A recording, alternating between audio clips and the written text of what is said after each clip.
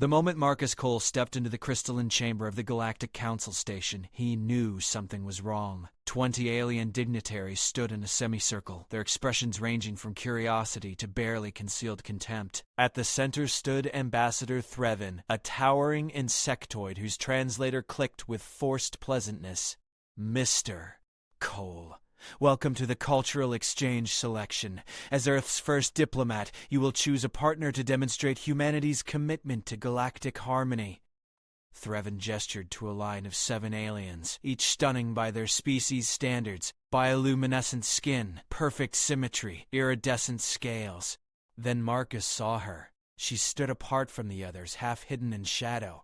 A Zanthri female, humanoid in shape, but covered in mottled gray-green skin. Her face was asymmetrical, one eye slightly higher than the other. Deep scars ran from her temple to her jaw, puckered and rough. The other candidates radiated confidence. She radiated anger. "I choose her," Marcus said. The chamber fell silent. Threvin's antennae twitched violently. "Mr. Cole, perhaps you misunderstand. That is Vekra. She is not among the official candidates. She is merely... I choose Vekra." Gasps echoed through the chamber. One of the beautiful Zanthri candidates, her skin a flawless pearl shimmer, actually laughed. Vekra's eyes widened, then narrowed with suspicion and rage. The quarters they assigned were sterile and cold. Vekra stood by the viewport, arms crossed, refusing to look at Marcus. "You can drop the act," she said, her voice like gravel. "I know this is some kind of human joke. Choose the ugly one, get your laugh, file your report." Marcus sat down slowly. "That's not why I chose you. Then you're a fool." She finally turned, and he saw the full extent of her scars in the light. They weren't just wounds. They were precise, deliberate patterns. Do you know what these are? Battle scars. Close. I got them defending a colony outpost from Krethian raiders. 47 children were in that shelter. The other guards ran when the first ship landed. I stayed. Her voice cracked slightly. I killed 16 raiders with my bare hands. Saved every single child. And you know what my people did? They exiled me. Zanthri culture values perfect symmetry above all else. These scars make me hideous, unmarriageable, worthless. Marcus stood.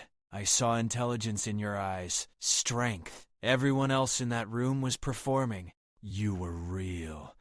Vekra studied him for a long moment. You're either the smartest human I've met, or the stupidest. Over the next days, Vekra thawed incrementally. She showed Marcus the station, pointing out political factions with cynical commentary. He learned she worked in archival services, a job beneath her capabilities. Buried where no one had to see her face, they shared meals in silence that gradually filled with conversation.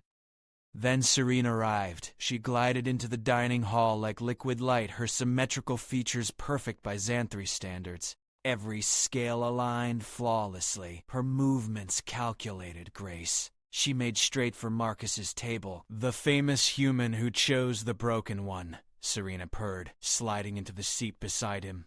Her hand brushed his arm.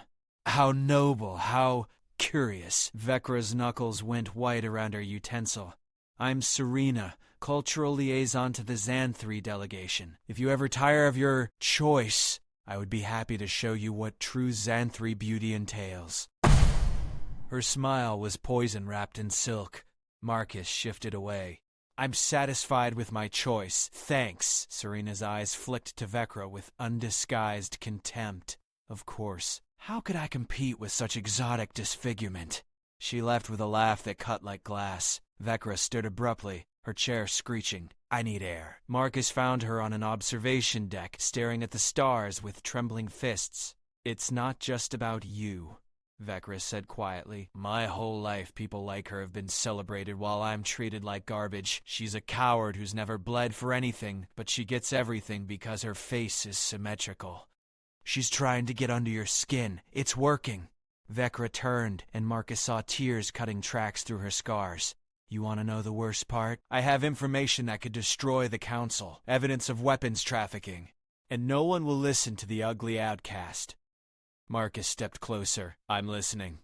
Vekra's eyes searched his face. Then she pulled out a data chip. "The raiders who attacked my colony, They had Council-issued plasma weapons. I've been tracking the shipments for 2 years. Members of the Council are arming them, profiting from the chaos. And Serina, her voice turned to ice.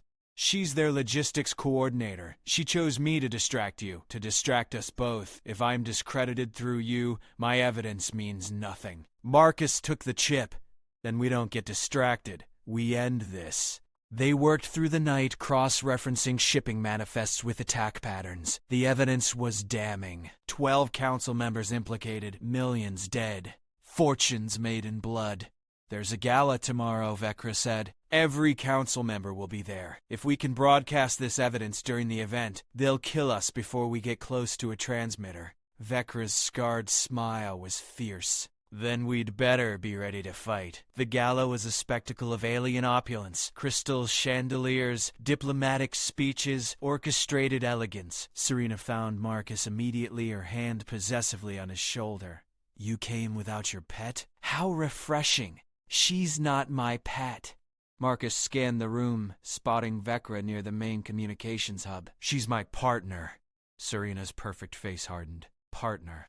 How quaint. She leaned close, her breath cold. You should have chosen me, human. It would have been easier. 3 Crethean mercenaries emerged from the crowd, weapons concealed but ready. Serina's smile confirmed everything.